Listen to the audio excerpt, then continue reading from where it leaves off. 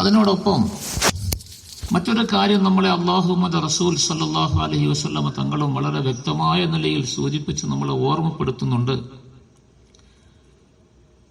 അള്ളാഹുവിന്റെ ഭാഗത്തു നിന്നുള്ള പരീക്ഷണങ്ങളും നിങ്ങൾ അനുഭവിക്കേണ്ടി വരുന്ന പ്രയാസങ്ങളുമെല്ലാം അധികവും നിങ്ങൾ സ്വന്തം പ്രവർത്തിച്ചു കൂട്ടിയ നിങ്ങളുടെ പ്രവർത്തനങ്ങളുടെ പേരിൽ തന്നെ ആയിരിക്കും.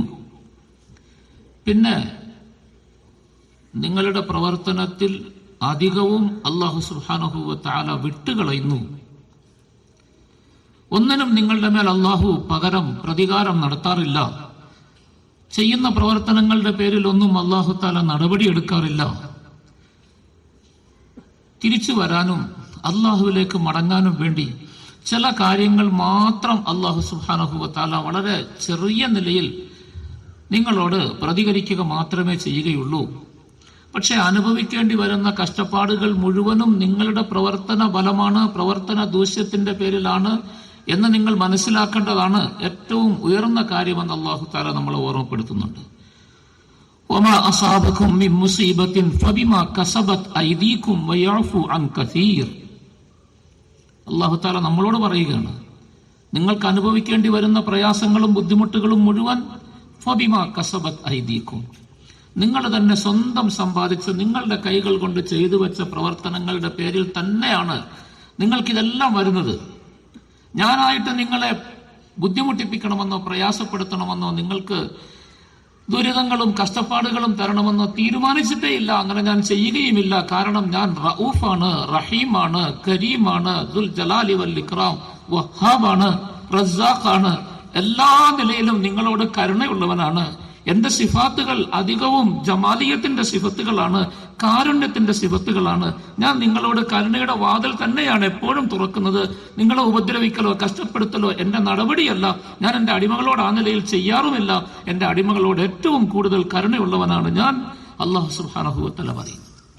പിന്നെ എത്ര കരുണയുള്ളവനാണെങ്കിലും, എത്ര കരുണയുള്ള മാതാപിതാക്കളാണെങ്കിലും ചില സന്ദർഭത്തിൽ മക്കളോട് എന്തെങ്കിലും തരത്തിലുള്ള ചെറിയ നടപടികൾ എടുക്കും. കാരണം അവർ നേരെയാകാൻ വേണ്ടി, അവരെ അകറ്റാൻ വേണ്ടിയല്ല, ഉപദ്രവിക്കാനല്ല, കഷ്ടപ്പെടുത്താനല്ല, അവരെ തിരിച്ചു കൊണ്ടുവരാൻ. ഇതാണ് അള്ളാഹുവിന്റെയും നടപടി. അല്ലാഹു സുബ്ഹാനഹു വ തആല തന്നെ പറയുന്നു, നിങ്ങളുടെ പ്രവർത്തികളുടെ പേരിൽ വന്നുകൂടുന്നതാണ്. പക്ഷെ ഞാൻ ഒന്നും നിങ്ങളെ ചെയ്യാറില്ല.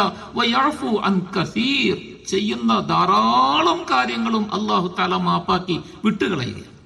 അതിനൊന്നും നടപടിയെടുക്കാറില്ല. നാം സ്വന്തം ഒന്ന് നമ്മളെ കുറിച്ച് വിലയിരുത്തിയാൽ മതി. ഓരോരുത്തരും അവരവരെ കുറിച്ച് ചിന്തിക്കേണ്ട സന്ദർഭമാണ്.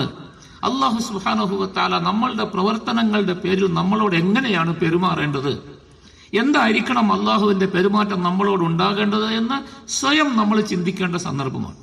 നമ്മൾ സ്വയം ചിന്തിച്ചാൽ നമുക്ക് മനസ്സിലാകും, അല്ലാഹു തആല നമ്മൾ ചെയ്യുന്ന പ്രവർത്തികളുടെ പേരിൽ എന്തെങ്കിലും നടപടി നമ്മളുടെ മേൽ എടുക്കുമായിരുന്നുവെങ്കിൽ ഒരിക്കലും ഒരിറക്ക് വെള്ളം പോലും നമുക്ക് കുടിക്കാൻ കിട്ടുമായിരുന്നില്ല. തരാൻ അല്ലാഹു ബാധ്യസ്ഥനല്ല. ഒരു ദിവസം പോലും സുഖത്തോടുകൂടി ജീവിക്കാൻ അല്ലാഹു നമ്മളെ വിടുമായിരുന്നില്ല. നമുക്കൊരു സ്വസ്ഥതയും സമാധാനവും അല്ലാഹു ജീവിതത്തിൽ തരുമായിരുന്നില്ല എന്ന് നമ്മൾ സ്വയം ഓരോരുത്തരും നമ്മളുടെ പ്രവൃത്തികളെ കുറിച്ച് ചിന്തിച്ചാൽ തന്നെ മനസ്സിലാവും. അതുകൊണ്ട് അല്ലാഹു സുബ്ഹാനഹു വ തആല പറയുന്നു, അല്ലാഹുവിന്റെ നബിമാരെ കൊണ്ട് അല്ലാഹു തആല അല്ലാഹുവിന്റെ അടിമകളോട് പറയിപ്പിച്ചു, നിങ്ങൾക്ക് അല്ലാഹുവിന്റെ ഭാഗത്തു നിന്ന് കിട്ടേണ്ടത് അനുഗ്രഹങ്ങളാണ്. ആ അനുഗ്രഹങ്ങളിൽ ഏറ്റവും പ്രധാനപ്പെട്ടതാണ് ഇന്ന് നമ്മളെല്ലാം വളരെ കൂടുതൽ ആഗ്രഹിച്ചിരിക്കുന്ന വെള്ളം, മഴ. മഴ ആകാശത്തിൽ നിന്ന് അല്ലാഹു ഇറക്കണം, വേറെ ആരെ കൊണ്ടും സാധ്യമല്ല. അല്ലാഹു പറയുന്നു, ആകാശത്തിൽ നിന്ന് മഴ പെയ്യിപ്പിക്കുന്നവൻ എപ്പോ, എത്ര, എങ്ങനെ പെയ്യിപ്പിക്കണമെന്ന് പൂർണ്ണമായ വിവരത്തോടുകൂടി അറിവോടുകൂടി ചെയ്യുന്നവൻ അല്ലാഹു മാത്രമാണ്. ഇന്നല്ലാഹ ഇൻദഹു ഇൽമുസ് സാഅ വയുനസ്സിലുൽ ഗൈസ് വഹുവ അല്ലദീ യുനസ്സിലുൽ ഗൈസ മിൻ ബഅദി മാ ഖനതു വയൻസുറു റഹ്മതഹു.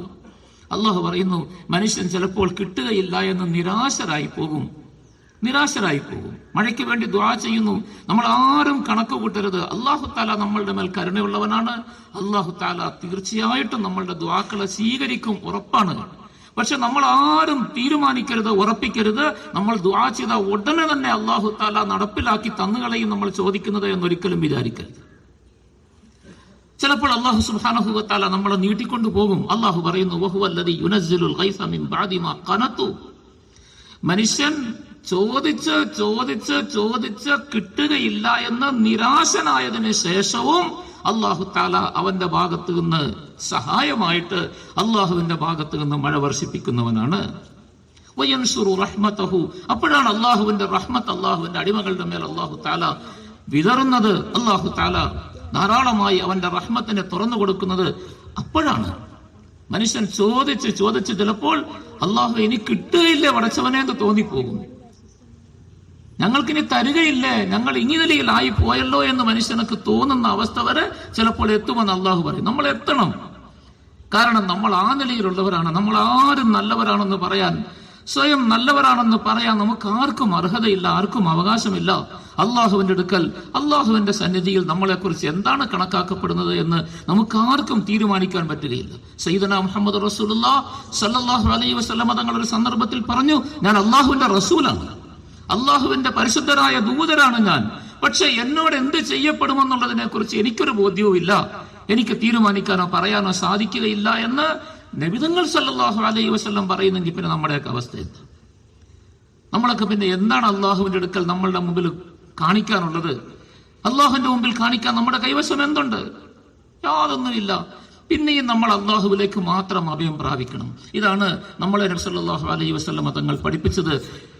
മഴ തേടി പോകുമ്പോൾ നമ്മൾ ആഗ്രഹിച്ചു വന്നു, ഒരു സമയം നിശ്ചയിച്ചു, ആ സമയത്ത് നമ്മൾ വന്ന് 2 റക്അത്ത് നമസ്കരിച്ചു, ദുആ ചെയ്യുന്നു അള്ളാഹുവിനോട്. എന്തോ വലിയ കാര്യം നമ്മൾ ചെയ്തതായിട്ട് നമുക്ക് തോന്നുന്നുണ്ട്. പക്ഷേ നമ്മളൊരു കാര്യം മനസ്സിലാക്കണം, അള്ളാഹുവിന്റെ റസൂൽ സല്ലല്ലാഹു അലൈഹി വസല്ലമ തങ്ങളുടെ കാലത്തും ഇതേ നിലയിൽ പ്രയാസമുണ്ടായി, ഇതേ നിലയിൽ ബുദ്ധിമുട്ട് വന്നു. വെള്ളമില്ല, മഴയില്ല, എല്ലാം ഉണങ്ങി വരണ്ടു, മൃഗങ്ങൾ ചത്തൊടുങ്ങാൻ തുടങ്ങി, കൃഷിയെല്ലാം കരിഞ്ഞ് നാശമായി പോയി, ആളുകൾക്ക് ജീവിക്കാനും കുടിക്കാനും വെള്ളമില്ലാത്ത അവസ്ഥ വന്നു. ഈ സന്ദർഭമെല്ലാം ഉണ്ടായപ്പോൾ ആളുകൾ വന്ന് നബി സല്ലല്ലാഹു അലൈഹി വസല്ലമ തങ്ങളോട് ആവലാതി പറഞ്ഞു, തങ്ങളെ ഒരു നിവൃത്തിയുമില്ല, മൃഗങ്ങളെല്ലാം ചത്തൊടുങ്ങിക്കൊണ്ടിരിക്കുന്നു, വീട്ടിലൊന്നും കഴിക്കാൻ ആഹാരമില്ലാതെ കഷ്ടപ്പെടുന്നു. നബി തങ്ങൾ സല്ലല്ലാഹു അലൈഹി വസല്ലമ തങ്ങളോട് വന്ന് പറഞ്ഞ വാക്കുകളാണ്, തങ്ങളോട് വന്ന ആളുകൾ ആവലാതി പറഞ്ഞതാണ്. മഴ കിട്ടേണ്ട സമയമെല്ലാം ഒരുപാട് കഴിഞ്ഞു പോയി, പക്ഷെ കിട്ടുന്നില്ല, മഴ പെയ്യുന്നില്ല. ഇന്നക്കും ശകൗതും ജദബ ദിയാരിക്കും വസ്തിഖാറൽ മതരി അൻ ഇബ്ബാനി സമാനിഹി അൻകും. സല്ലല്ലാഹു അലൈഹി വസല്ലമ തങ്ങളുടെ വചനങ്ങളാണിത്. തങ്ങൾ പറയുക, നിങ്ങൾ എന്നോട് വന്ന് മഴയില്ല, ക്ഷാമം ബാധിച്ചുവെന്ന് നിങ്ങൾ എന്നോട് ആവലാതിയും പരാതിയും പറഞ്ഞില്ലേ, നിങ്ങൾക്ക് സമയത്ത് മഴ കിട്ടിയില്ല എന്ന് നിങ്ങൾ പരാതി പറഞ്ഞില്ലേ? ഇതൊക്കെ നബി തങ്ങൾ അങ്ങോട്ട് ചോദിക്കുക. എന്നിട്ട് അവർക്ക് വേണ്ടി ദുആ ചെയ്യാനുള്ള വഴികൾ നബി സല്ലല്ലാഹു അലൈഹി വസല്ലം പറഞ്ഞു കൊടുക്കുന്നു. നമ്മളൊന്ന് ആലോചിച്ച് നോക്കണം. അള്ളാഹുവിന്റെ റസൂൽ സല്ലല്ലാഹു അലൈഹി വസല്ലം ഒന്ന് കൈ ഉയർത്തിയാൽ പോരെ? അള്ളാഹുവിലേക്ക് കൈനീട്ടിയാൽ കിട്ടുകയില്ലേ? കിട്ടുമെന്ന് ഉറപ്പാണ്. പക്ഷെ നബി തങ്ങൾ സല്ലല്ലാഹു അലൈഹി വസല്ലം അവരോട് പറഞ്ഞു കൊടുത്തു, നിങ്ങൾ പോയി നോമ്പ് പിടിക്കാൻ പറഞ്ഞു. 3 ദിവസം നോമ്പ് പിടിക്കാൻ പറഞ്ഞു. എന്നിട്ട് നോമ്പുകാരായ നിലയിൽ 4-ാം ദിവസം നിങ്ങൾ ഇന്ന സ്ഥലത്ത് ഒരുമിച്ച് കൂടണം. അവിടെ വരുമ്പോൾ നിങ്ങൾ എല്ലാവരും, പ്രായമായവർ, വയസ്സായവരെ കൊണ്ടുവരണം, കൊച്ചു കുട്ടികളെ കൊണ്ടുവരണം, മൃഗങ്ങളെ കൊണ്ടുവരണം. കാരണം ഇതെല്ലാം വെള്ളത്തിന് ആവശ്യമായ വസ്തുക്കളാണ്, എല്ലാത്തിനും ആഗ്രഹമുണ്ട്. ഇതെല്ലാം അള്ളാഹുവിനോട് ചോദിക്കുന്ന അവസ്ഥയിലാകണം. ലൗലാ ശുയൂഖുൻ റുക്ക വസിബിയാനും റുല്ല വബഹായിമു റുത്ത ലസുബ്ബ അലൈക്കും അൽ അദാബു സബ്ബ. സല്ലല്ലാഹു അലൈഹി വസല്ലം തങ്ങളുടെ ഹദീസിൽ വരുന്നു, തങ്ങൾ പറയുന്നു, വളരെ പ്രായമായി കൂനിപ്പോയ കുറെ പ്രായമായ വയസ്സന്മാർ, റുക്കൂഴിൽ നിൽക്കുന്നത് പോലെ സർവ്വസമയവും മുതുക നിവരാതെ കുനിഞ്ഞു തന്നെ പോയ കുറെ വയസ്സന്മാരും, പാല് കുടിക്കുന്ന കുറെ കൊച്ചു കുട്ടികളും, ഈ മേഞ്ഞു നടക്കുന്ന കുറെ മൃഗങ്ങളും ഇല്ലായിരുന്നുവെങ്കിൽ നിങ്ങളുടെ മേൽ അള്ളാഹുവിന്റെ കടുത്ത ശിക്ഷ വന്ന് ഭവിക്കുമായിരുന്നു. നിങ്ങളുടെ മേൽ എന്ത് ശിക്ഷ വരുമെന്ന് പറയാൻ പോലും പറ്റാത്ത, ഊഹിക്കാൻ പറ്റാത്ത അത്രയും കടുത്ത ശിക്ഷ നിങ്ങളുടെ മേൽ വരുമായിരുന്നു. ഈ പറഞ്ഞ സാധനങ്ങളെ, ഈ വയസ്സായ കുനിഞ്ഞു നടക്കുന്ന കിളവന്മാരെയും ഈ പാല് കുടിക്കുന്ന കൊച്ചു കുട്ടികളെയും ഈ മൃഗങ്ങളെയും ഓർത്തിട്ടാണ് അള്ളാഹു നിങ്ങളുടെ മേൽ ശിക്ഷ തന്നെ ഇറക്കാത്തത് നബി സല്ലല്ലാഹു അലൈഹി വസല്ലം പറയുകയുണ്ട്. ഇതൊക്കെ വെച്ച് നോക്കുമ്പോൾ നമ്മള് വലിയ കാര്യമൊന്നുമല്ല ചെയ്യുന്നത്. പക്ഷെ എന്നാലും നമ്മളെ കൊണ്ട് പറ്റിയത് നമ്മൾ ചെയ്യുന്നു. ഇത് ഈ ഒരു കൂട്ടം കൊണ്ട് തീരുന്നതല്ല. നമ്മൾ എപ്പോഴും ഒറ്റയ്ക്കും കൂട്ടായിട്ടും ദുആ ചെയ്തുകൊണ്ടിരിക്കണം. ഒറ്റയ്ക്കും എല്ലാ സമയത്തും അള്ളാഹുവിനോട് ദുആ ചെയ്തുകൊണ്ടിരിക്കണം. കൂട്ടായിട്ടും ദുആ ചെയ്തുകൊണ്ടിരിക്കണം. നമസ്കാരങ്ങൾക്ക് ശേഷവും ദുആ ചെയ്തുകൊണ്ടിരിക്കണം. അതിന്റെ ഒരു പ്രധാനപ്പെട്ട ഭാഗം മാത്രം നബി സല്ലല്ലാഹു അലൈഹി വസല്ലം തങ്ങൾക്ക് നമ്മൾക്ക് പഠിപ്പിച്ചു തന്നു. എല്ലാവരും അങ്ങനെ ഒത്തുകൂടി അള്ളാഹുവിന്റെ അടുക്കൽ 2 റക്അത്ത് വളരെ താഴ്മയോടെ വിനയത്തോടെ, എത്രത്തോളം വിനയം വേണം നബി തങ്ങൾ സല്ലല്ലാഹു അലൈഹി വസല്ലം പഠിപ്പിച്ചു. വലിയ കൂടിയ മുന്തിയ വസ്ത്രം പോലും ധരിച്ചുകൊണ്ട് വരരുത്. അള്ളാഹുവിന്റെ മുമ്പിൽ താഴ്മയും വിനയവും കാണിക്കാൻ വേണ്ടി സാധാരണ ഉള്ള വസ്ത്രങ്ങൾ, വലിയ പെരുന്നാളിനൊക്കെ കൊടുക്കുന്നത് മാതിരിയുള്ള വലിയ വലിയ വസ്ത്രങ്ങളൊന്നും ധരിച്ചുകൊണ്ട് വരരുത്. സാധാരണ വസ്ത്രങ്ങൾ ധരിച്ച് ഫുഖഹാക്കളായ മഹാന്മാർ പറഞ്ഞു തരുന്നു, സുഗന്ധം പോലും പൂശിക്കൊണ്ട് വരരുതെന്ന്. കാരണം നമ്മൾ അള്ളാഹുവിന്റെ മുമ്പിൽ താഴ്മയോടെ വിനയത്തോടെ കരഞ്ഞ് ചോദിക്കാനാ വരുന്നത്. രണ്ടാം വരുന്നവൻ അന്തസ്സായിട്ടാണോ വരുന്നത്? അവനെ കണ്ടാൽ തന്നെ കൊടുക്കാൻ തോന്നുന്ന അവസ്ഥയിൽ വരണം. അള്ളാഹുവിന്റെ അടുക്കൽ നമ്മൾ ഭിക്ഷയാചിക്കാൻ വേണ്ടി വരുന്നവരാണ്. ആ നിലയിൽ വരണമെന്ന് നബി സല്ലല്ലാഹു അലൈഹി വസല്ലം പഠിപ്പിച്ചു. അങ്ങനെ വന്ന് നമസ്കരിച്ച് ദുആ ചെയ്ത് അള്ളാഹുവിന്റെ അടുക്കൽ കൈ ഉയർത്തി ദുആ ചെയ്യണം. ഹദീസിൽ വരുന്നു, നബി സല്ലല്ലാഹു അലൈഹി വസല്ലം ഖുതുബയിൽ ദുആ ചെയ്തു. സഹാബാക്കൾ പറയുന്നു, ഇത്രയും ഉയരത്തിൽ തങ്ങൾ ചോദിച്ച് കൈ ഉയർത്തി തങ്ങളുടെ കക്ഷത്തിന്റെ വെളുപ്പ് കാണാൻ പാകത്തിന് കൈ ഉയർത്തി, ഇത്രയും ഉയർത്തി ഞങ്ങൾ വേറെ ഒരു സമയത്തും അള്ളാഹുവിനോട് ചോദിക്കുന്ന ചോദ്യം കണ്ടിട്ടില്ല. ആ നിലയിൽ നമ്മൾ ചെയ്യേണ്ടവരാണ്. അല്ലാഹു തആല നമ്മളെല്ലാം കാര്യങ്ങൾ മനസ്സിലാക്കുന്ന നല്ലവരുടെ കൂട്ടത്തിൽ ഉൾപ്പെടുത്തി അനുഗ്രഹിക്കുമാറാകട്ടെ. ഒരുപാട് കാര്യങ്ങൾ അതിനെക്കുറിച്ച് പറയാനുണ്ട്. പക്ഷെ സന്ദർഭം അതിന് അനുവദിക്കുന്നതല്ല. സമയവും കുറവാണ്. എല്ലാവരും ഇരിക്കുന്നതും വെയിലത്ത് ഇരിക്കുന്ന എല്ലാവർക്കും മുഷിപ്പാകും. നമ്മൾ ആരും വലിയ കൂടിയ ആൾക്കാരൊന്നുമല്ല, അത്രയും വലിയ ഈമാനിന്റെ അങ്ങേ അറ്റത്തെത്തിയവരൊന്നുമല്ല എന്ത് വന്നാലും സഹിക്കാൻ. അതുകൊണ്ട് ഞാൻ കൂടുതൽ നീട്ടി പറയുന്നില്ല. ഏകദേശം കാര്യങ്ങൾ നമുക്ക് ബോധ്യമായിട്ടുണ്ടാകുമെന്ന് തോന്നുന്നു. അള്ളാഹുവിന്റെ അടുക്കൽ നമ്മളുടെ പാപങ്ങളെ കുറിച്ച് പൊറുക്കൽ തേടുക, ഇസ്തിഗ്ഫാർ ചെയ്യുക, തൗബ ചെയ്യുക. ഇതാണ് ഇതിന്റെ ഏറ്റവും പ്രധാനപ്പെട്ട കാര്യം. എന്തൊക്കെയാ നടക്കുന്നത്? അല്ലാഹു അക്ബർ. ഈമാനിന്റെ വിഷയത്തിൽ നമുക്കൊരു ഉറപ്പില്ല. അള്ളാഹുവിന്റെ തൗഹീദിന്റെ വിഷയത്തിൽ നമുക്ക് ഒരു ധാരണയില്ല. നമ്മൾ എന്തെല്ലാമോ കാട്ടിക്കൂട്ടുന്നു, എന്നിട്ട് ഇതെല്ലാം ഈമാനാണെന്ന് നമ്മൾ വിചാരിക്കുന്നു. ഇബാദത്തുകളുടെ വിഷയത്തിലാണെങ്കിൽ ഇബാദത്തുകളിൽ നമുക്കൊരു കൃത്യതയുമില്ല. എന്തെല്ലാമോ ഒക്കെ ചെയ്തു കൂട്ടിയിട്ട് ഇത് മുഴുവനും ഇബാദത്താണെന്ന് നമ്മളങ്ങ് തീരുമാനിക്കുകയാണ്. സ്വയം തീരുമാനിച്ച് നമ്മളത് പുണ്യകർമ്മങ്ങളായിട്ട് ചെയ്തുകൊണ്ടിരിക്കുന്നു. പക്ഷെ ചിലതെല്ലാം നമ്മളുടെ ഈമാൻ തന്നെ നഷ്ടപ്പെടുത്തി തളയുന്ന കാര്യങ്ങളാണ്. അതുപോലെ പെരുമാറ്റത്തിലാണെങ്കിൽ, സ്വഭാവത്തിലാണെങ്കിൽ നമ്മളുടെയൊക്കെ പെരുമാറ്റവും സ്വഭാവവും എല്ലാം ഓരോരുത്തരും അവരവരെ കുറിച്ച് സ്വന്തം ഒന്ന് വിലയിരുത്തിയാൽ മതി. അവരവരുടെ മനസാക്ഷിയോട് ചോദിച്ചാൽ മതി. എല്ലാവർക്കും മനസ്സിലാകും ഞാൻ ആരാണ്, എനിക്ക് എത്ര യോഗ്യത ഉള്ളവരാണ് എന്ന് സ്വയം മനസ്സിലാകും. ഇതിലൊന്നും നമുക്കൊരു തിരുത്തലുമില്ല. പിന്നെ തെറ്റായ കാര്യങ്ങളാണെങ്കിൽ പാപകർമ്മങ്ങൾ, മദ്യപാനം, വ്യഭിചാരം, മോഷണം, പരദൂഷണം, ഏഷണി, കളവ് പറയൽ, അക്രമം, ഉപദ്രവം, അവകാശങ്ങൾ പിടിച്ചുവെക്കൽ, മറ്റുള്ളവരുടെ മുതലുകൾ പിടിച്ചെടുക്കൽ, കച്ചവടത്തിൽ കബളിപ്പിക്കൽ, തട്ടിപ്പ്, ഇതെല്ലാം കാര്യങ്ങളാണ് നടക്കുന്നത്. ഇതെല്ലാം ഇന്ന് വ്യാപകമായി നടന്നുകൊണ്ടിരിക്കുകയാണ്. ഇതൊന്നും ഒരു വിഷയമല്ല, അതൊരു കാര്യമല്ലാതെയായി നമ്മൾക്ക്. അല്ലാഹു തആല നമ്മളെല്ലാവരെയും കാത്തുരക്ഷിക്കുമാറാകട്ടെ. നമ്മൾ ഇതിൽ നിന്നെല്ലാം അള്ളാഹുവിനോട് പൊറുക്കൽ തേടി പശ്ചാത്തപിച്ച് ഖേദിച്ച് മടങ്ങി തൗബ ചെയ്ത് അള്ളാഹുവിന്റെ അടുക്കൽ ദുആ ചെയ്യലാണ് ഏറ്റവും അള്ളാഹുവിന്റെ ഭാഗത്ത് നിന്ന് വെള്ളവും നമ്മളുടെ ആവശ്യങ്ങളും മഴയും വർഷിക്കാനുള്ള കാരണം.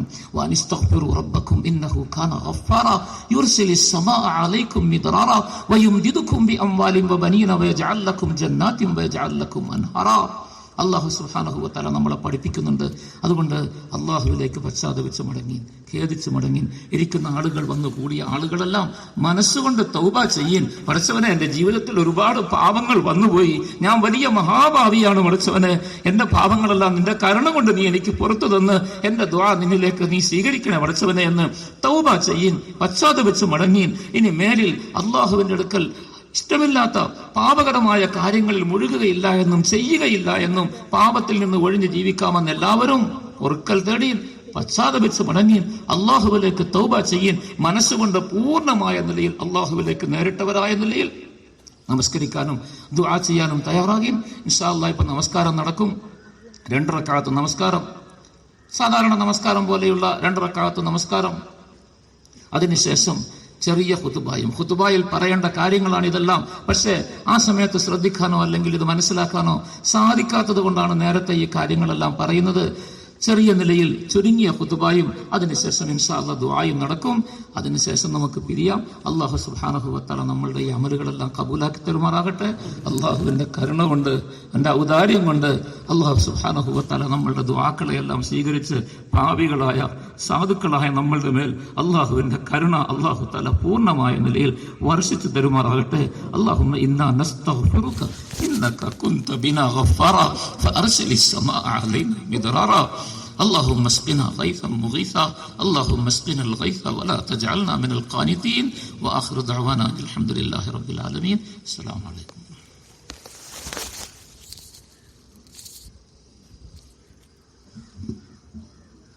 كنت بنا غفارا اللهم انا نستغفرك انك كنت بنا غفارا فارسل السماء علينا مدرارا فأرسل السماء علينا مدرارا اللهم وأمدنا بأموال وبنين وجنات وأنهارا اللهم أفض علينا من فضلك اللهم انصر علينا رحمتك اللهم أنزل علينا من فضلك اللهم انصر علينا رحمتك اللهم أفض علينا من فضلك اللهم إنا نستغفرك إنك كنت بنا غفارا فأرسل السماء علينا مدرارا اللهم اقسم لنا من خشيتك ما تحول به بيننا وبين معاصيك ومن طاعتك ما تبلغنا به جنتك ومن اليقين ما تهون به علينا مصائب الدنيا اللهم متعنا بأسماعنا وأبصارنا وقوتنا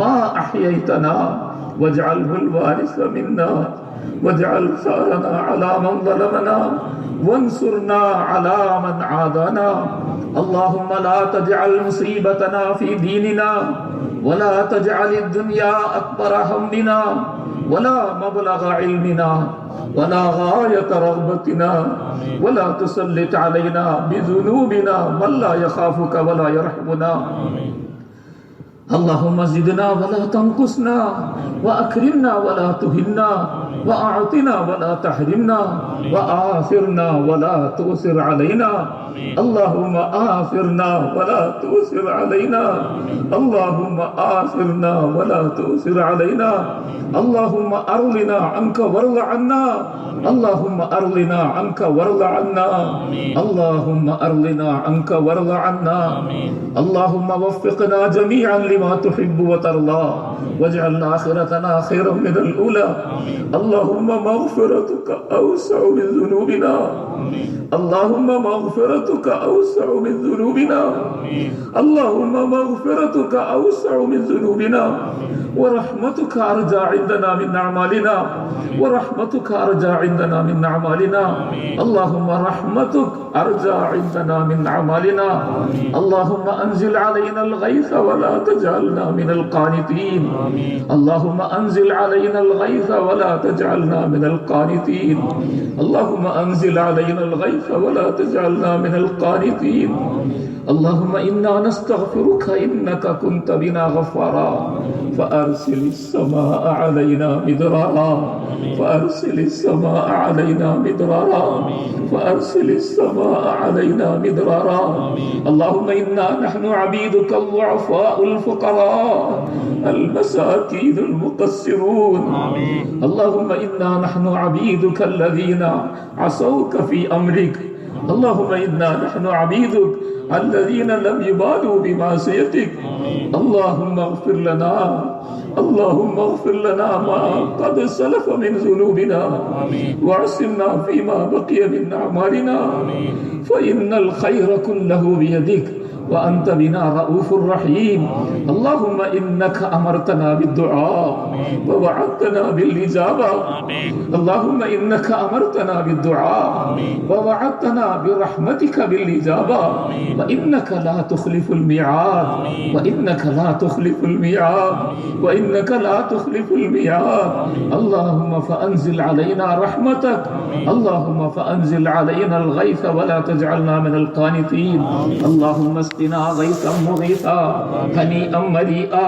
مريعا غدقا صحا طبقا مجللا دائما اللهم صيبا نافعا اللهم صيبا نافعا اللهم صيبا نافعا اللهم اسق عبادك اللهم وأحيي بلادك اللهم اسق عبادك اللمآن وأحيي بلدك الميت اللهم أحيي بلدك الميت اللهم أحيي بلدك الميت اللهم أحيي اللهم اسق عبادك وأحيي بلادك اللهم أنزل علينا الغيث ولا تجعلنا من القانتين اللهم ربنا آتنا من لدنك رحمة وهيئ لنا من أمرنا رشدا ربنا آتنا في الدنيا حسنة وفي الآخرة حسنة وقنا عذاب النار اللهم لا تجعلنا خاسرين ولا ترد أيدينا خائبين اللهم لا تردنا إلى بيوتنا خائبين اللهم لا تردنا خاسرين ولا تردنا إلى بيوتنا خائبين اللهم أنزل علينا فضلك اللهم إنا نسألك من فضلك ورحمتك اللهم إنا نسألك من فضلك ورحمتك اللهم ربنا تقبل منا إنك أنت السميع العليم وتب علينا إنك أنت التواب الرحيم برحمتك يا أرحم الراحمين فأعوذ بالله من الشيطان الرجيم بسم الله الرحمن الرحيم وأن استغفروا ربكم إنه كان غفارا يرسل السماء عليكم مدرارا ويمددكم بأموال وبنين ويجعل لكم أنهارا ما لكم لا ترجون لله وقارا وقد خلقكم أطوارا بارك الله لنا ولكم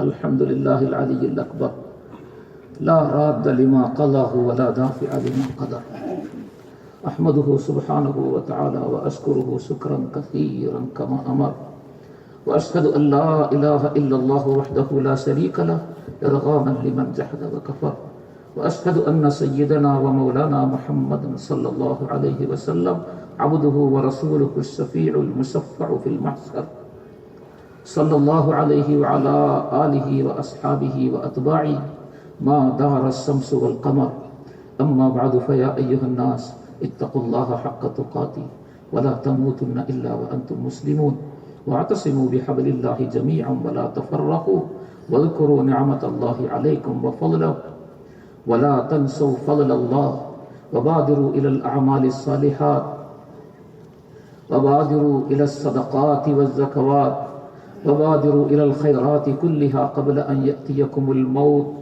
وأحل بكم الفوت فأكثروا الصلاة والسلام على سيد الأنام فإن صلاتكم منجية من المحن ودافعة للفتن اللهم فصل وسلم وبارك وتكرم على نبيك وحبيبك سيدنا ومولانا محمد وعلى آله وأصحابه وأتباعه لا سيما على أمرائه المرشدين وخلفائه المهديين الذين قال فيهم النبي صلى الله عليه وسلم أرحم أمتي بأمتي أبو بكر رضي الله تعالى عنه وأشدهم في أمر الله عمر رضي الله تعالى عنه وأصدقهم حياء عثمان رضي الله تعالى عنه وأقضاهم علي رضي الله تعالى عنه وسيدا شباب أهل الجنة الحسن والحسين رضي الله تعالى عنهما وسيدة نساء أهل الجنة فاطمة رضي الله تعالى عنها وسيد الشهداء حمزة رضي الله تعالى عنه اللهم اغفر للعباس وولده مغفرة ظاهرة وباطنة لا تغادر ذنبه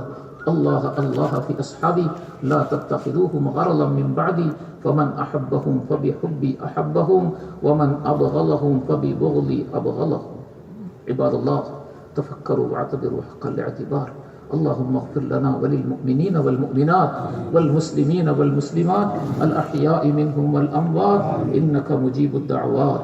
اللهم ادفع عنا الغلاء والبلاء والوباء والقحط والجدب والسيوف المختلفة والأمراض والشدائد والمحن والفتن ما ظهر منها وما بطن، وبارك لنا في أسماعنا وأبصارنا وقلوبنا وأزواجنا وذرياتنا، وتب علينا إنك أنت التواب الرحيم. اللهم الله في أرضنا بركتها وزينتها وسكنها، ولا تحرمنا بركة ما أعطيتنا ولا تفتنا فيما أحرمتنا. ربنا اغفر لنا ولإخواننا الذين سبقونا بالإيمان ولا تجعل في قلوبنا غلا للذين آمنوا ربنا إنك رؤوف رحيم والحمد لله رب العالمين.